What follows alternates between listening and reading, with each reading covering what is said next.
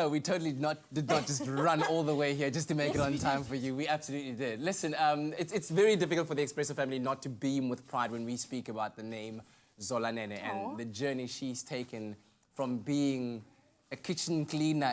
I'm joking. She used to be a food assistant on the show to becoming one of South Africa's most recognisable foodies. And today we get to sit down with her to see what we can learn from her, get some golden nuggets and some information, especially in light of Presenter Search on 3, the auditions that are starting this weekend in Port Elizabeth at 8 a.m. And Zola, I'm sure you can recognise that this is an exciting opportunity for youngsters out there. Absolutely. Yeah. I actually remember the year that Zoe was in. Yeah. And I was in one of the judging rooms, and she came in, she was wearing this baby blue, I'll never forget it, she was wearing this baby blue dress, because she walked in and she was a star. She was wearing this baby blue flowy A-line dress, and I was like, whoa, who is this girl? And she was very shy, and she was like, no, no, no, no. And I was like, yes, Zoe, yes. So you called it? I called it. You called it. Called it. Tell me, if you were to describe your journey from behind the scenes, so to speak, to in front of the camera. Yes. Give me a bit of a flow of that story. So my journey in front of the camera started all the way back when I was a food assistant at Top Billing magazine. Oh, wow. Yeah, so Amor was the editor at the time, and part of my studies, my culinary arts degree, because I specialize in food media, was a placement in the field that you were sort of specializing in, and that was sort of magazine and food styling, etc. So I worked there for about 6 months. Then after the 6 months, I decided, actually, I'm going to move to Joburg because my boyfriend at the time, this is so embarrassing. My boyfriend at the time was actually, had a huge job in Joburg, so I was going to move because I was like, rah, rah, boyfriend. And then I left Top Billing and I went to Joburg. And I was miserable in Joburg because I was very lonely. My friends were all here, my family was all here, and he was working all the time. So then I was like, actually, I'm going to come back.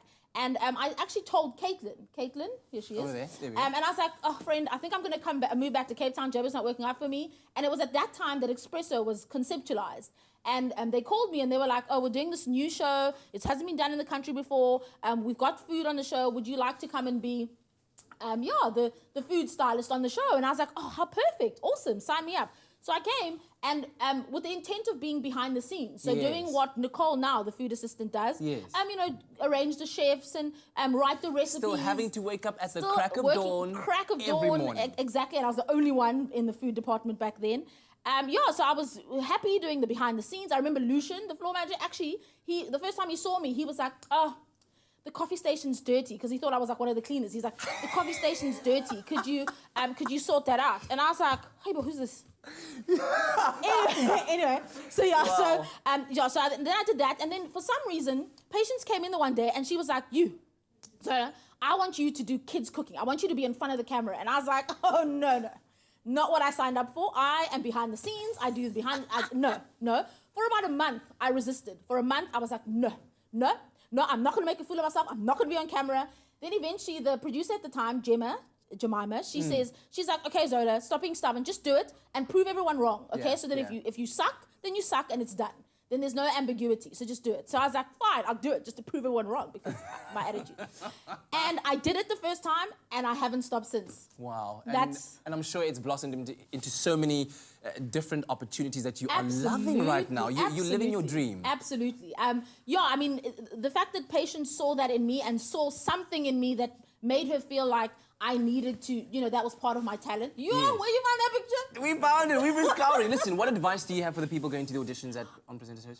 Just do your best. Just be you. I think that people connect with somebody if they're completely themselves. Yeah. Also, doing something like this, you can't actually fake who you are for very long because it becomes your everyday, it becomes your life. And people are drawn to the real, honest you. So don't try to imitate anyone. Don't try to be somebody else. Just go out there and be yourself, your authentic self, and that's what will give you the opportunities that you deserve. I've just found my favorite picture of you. Really? Slay them! Oh, yes, queen, yes. Listen, you heard it from Zola first here right on your Feel Good Breakfast Show. The opportunity for anyone who believes that they've got it to take that chance and shine and flourish. Now, for all of those of you in PE, don't forget the audition at Nelson Mandela Bay Stadium this Sunday for your chance to be an SABC3 presenter. You could be the one. Oh, Zola Nene!